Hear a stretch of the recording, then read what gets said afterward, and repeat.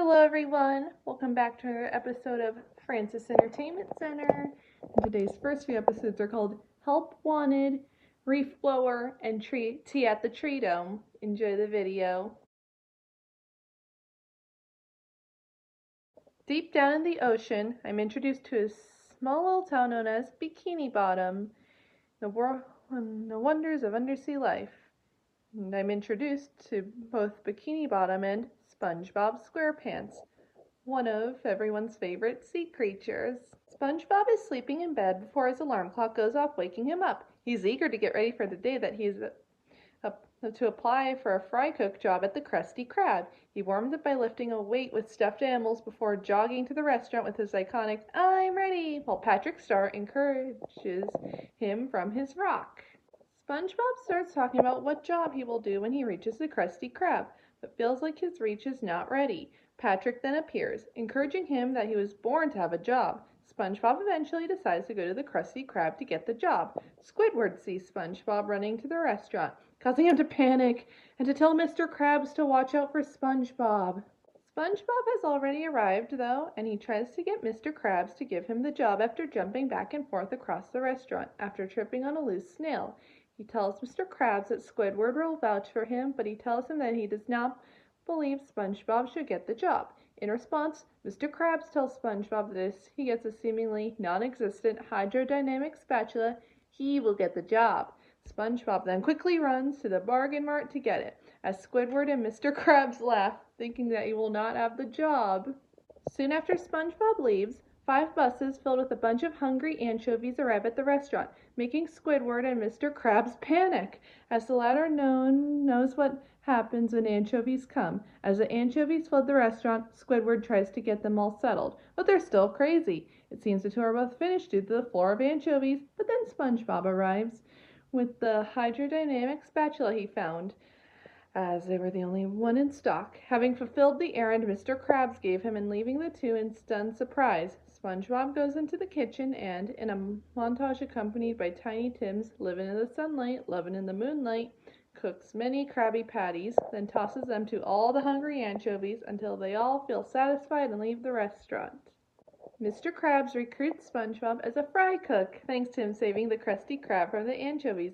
Much to Squidward's chagrin, then goes to his office to count the day's profits. Then, Patrick walks into the restaurant and orders a Krabby Patty, prompting SpongeBob to create another slew of patties and chuck them all at him, flinging the former out. Squidward tells Mr. Krabs to go see SpongeBob and possibly get him in trouble for the mess he made. Squidward goes outside, then spots a shell on his lawn. He kicks the shell onto SpongeBob's yard to keep his own clean, but SpongeBob is also very protective of his lawn and gets out a reef blower from his garage to get rid of it. The noise of the machinery making Squidward irritated. SpongeBob, struggling to blow away the shell, ends up blowing it so hard sand comes out and lands on Squidward. SpongeBob comes to Squidward and blows off the sand that landed on him, as well as his face.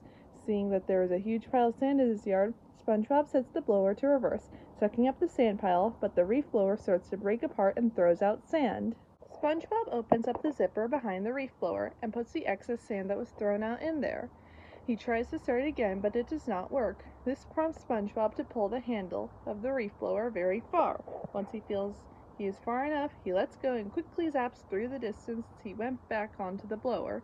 As such, SpongeBob starts sucking up the entire ocean, causing Squidward to almost suffocate to death.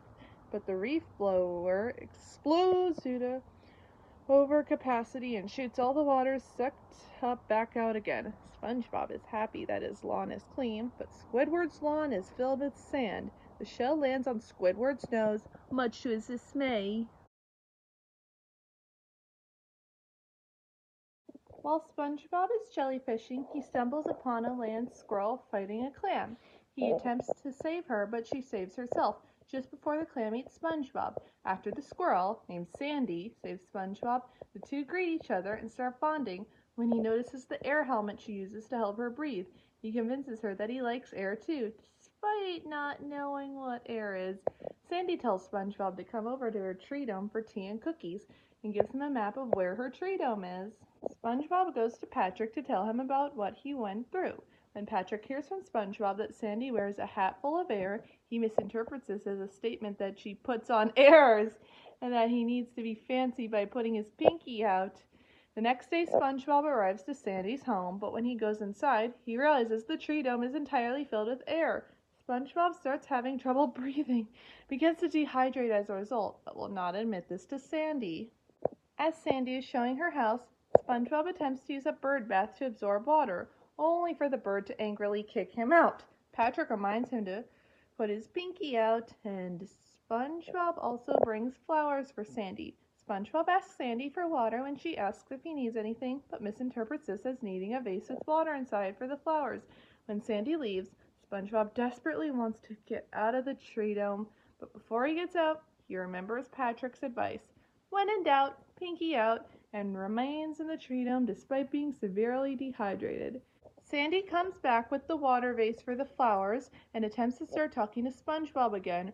When an oven timer inside her Treedome goes off, Sandy leaves again. SpongeBob starts wondering if he needs the water in the vase, repeatedly telling himself he doesn't need it, but eventually relents.